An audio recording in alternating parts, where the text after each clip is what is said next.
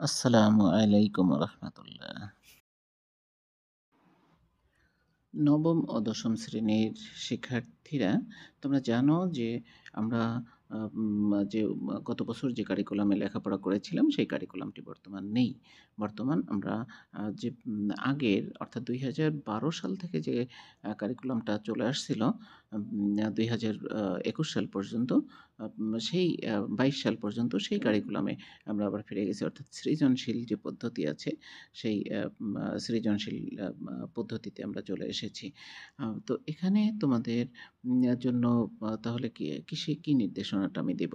এখানে কিছু চেঞ্জ আছে, কিছু পরিবর্তন পরিমার্জন আছে, যার একটি নির্দেশনা ইতোমধ্যে সরকার প্রণয়ন করেছে, আ নির্দেশনা বা গাইডলাইন দিয়েছে। সেই গাইডলাইনটি আজকে আমি তোমাদেরকে দেখাবো, যেখানে তোমার কতটি সাবজেক্ট পড়তে হবে, তারপরে কোন সাবজেক্টে কত মার্কসের জন্য তোমাকে প্রস্তুতি নিতে হবে সারা বছর, সেই বিষয়গুলো এখানে স্পষ্টভাবে আমি তোমাদের সামনে উপস্থাপন করব। আজকে আমি যে ক্লাসটি নিতে যাচ্ছি এটি নবম এবং দশম শ্রেণীর যে প্রশ্ন কাঠামো, তারপরে নম্বর বন্টন, সময়, তারপরে মূল্যায়ন পদ্ধতি, এই বিষয়গুলো নিয়ে। এটি তোমাদের জন্য ভীষণ ইম্পর্টেন্ট, কারণ তুমি যদি না জানো যে তোমাকে কতটি সাবজেক্ট পড়তে হবে, কিভাবে পড়তে হবে, কত নম্বরের জন্য প্রস্তুতি নিতে হবে এবং কিভাবে তার মূল্যায়ন হবে, তাহলে কিন্তু তোমার এই পুরো প্রস্তুতিটাই একটা কি বলে যে লক্ষ্যহীন বা নৌকার মতো ঘুরতে থাকবে মাঝখানে। তো এটা আমাদের আগে জানা দরকার যে কতগুলো বিষয় পড়তে হবে।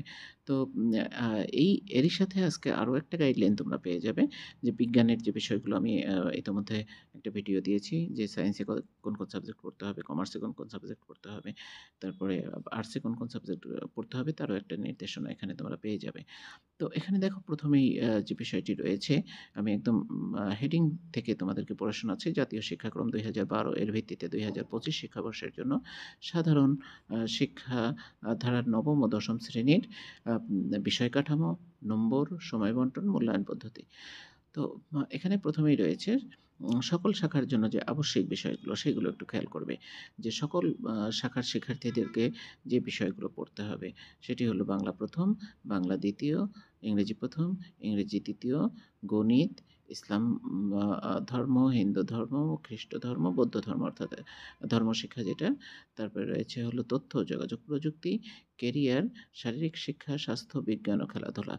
এই যে ৯ টি সাবজেক্ট, এই ৯ টি সাবজেক্ট তোমাদেরকে কি করতে হবে? পড়তে হবে সকল শাখার শিক্ষার্থীদের জন্য। এর নাম্বারগুলো কীরকম আছে? বাংলায় ১০০ নাম্বার, বাংলা দ্বিতীয় ১০০ নাম্বার, ইংরেজি প্রথম ১০০ নাম্বার, ইংরেজি দ্বিতীয়তে ১০০ নাম্বার, তারপরে গণিতে রয়েছে ১০০ নাম্বার, তারপরে ধর্মশিক্ষায় রয়েছে ১০০ নাম্বার, তথ্য যোগাযোগ প্রযুক্তিতে রয়েছে ৫০ নাম্বার, তারপরে রয়েছে কেরিয়ার শিক্ষায় ৫০ নাম্বার, খেলাধুলা, স্বাস্থ্য, বিজ্ঞান ও কি বলে শারীরিক শিক্ষা, স্বাস্থ্য, বিজ্ঞান ও খেলাধুলা, এই সাবজেক্টে রয়েছে ৫০ নাম্বার। এই সর্বমোট ৭৫০ নাম্বার। এটা সকল শাখার শিক্ষার্থীদের জন্য বাধ্যতামূলক। এটা নিতেই হবে। এরপরে রয়েছে, দেখো যে বিজ্ঞান বিজ্ঞান শাখার শিক্ষার্থীদেরকে ৪ টা বিষয় পড়তে হবে। পদার্থবিজ্ঞান, রসায়ন, জীববিজ্ঞান অথবা উচ্চতর গণিত, বাংলাদেশ বিশ্ব পরিচয়। তাহলে এখানে টোটাল রয়েছে ৫ টি বিষয় রয়েছে। এর মধ্যে খুব চমৎকার করে এখানে দেওয়া আছে, যাতে করে তোমাদের কোনো রকম কনফিউশন তৈরি না হয়। এখানে রয়েছে পদার্থবিজ্ঞান, রসায়ন, জীববিজ্ঞান / উচ্চতর গণিত। তুমি যদি জীববিজ্ঞান নাও, তাহলে তুমি উচ্চতর গণিত নিতে পারবে না। যদি তুমি উচ্চতর গণিত নাও, তাহলে জীববিজ্ঞান নিতে পারবে না। কাজেই এখানে অবলিক দেওয়া আছে। এরপরে রয়েছে বাংলাদেশ ও বিশ্ব পরিচয়। এই ৪ টি সাবজেক্ট তোমাকে নিতে হবে। তো এখানে কত নাম্বার রয়েছে? এখানে নাম্বার রয়েছে হলো প্রত্যেকটাতেই ১০০, প্রত্যেকটাতেই ১০০ নাম্বার।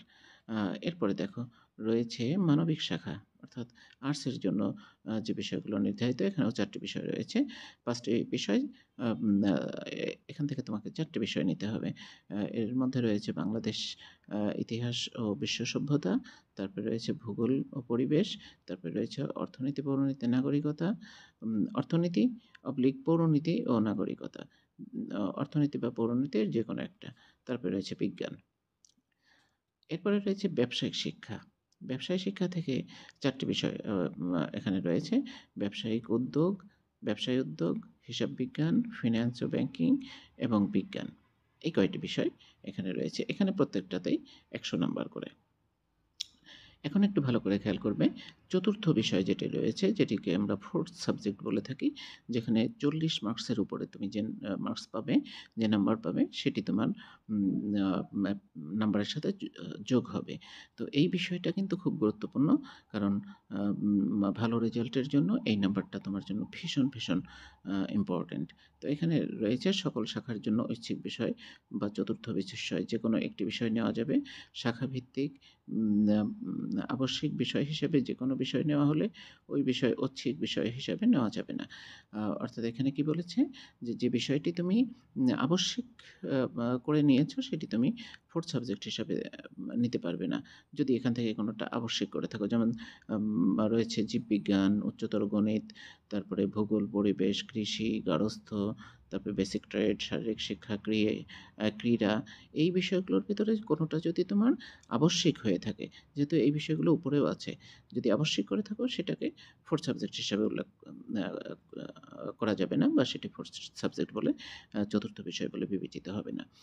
তারপরে আরও দেখো রয়েছে আরও কিছু, যে আরবি রয়েছে, সংস্কৃত, পালি, বাংলাদেশ ও বিশ্ব পরিচয়, অর্থনীতি, পৌরনীতি, নাগরিকতা, আ আ পরিণতি ও নাগরিকতা, কারুকলা, সংগীত।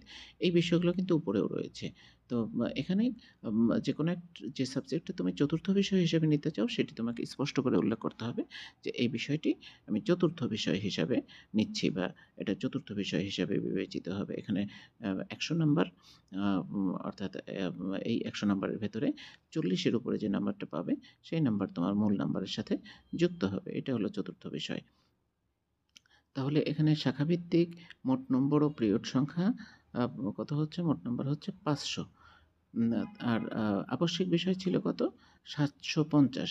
এই টোটাল ১২৫০ নাম্বারের মধ্যে তোমাকে কি করতে হবে? পরীক্ষায় অংশ নিতে হবে। ১২৫০ নাম্বারের পরীক্ষায় অংশ নিতে হবে।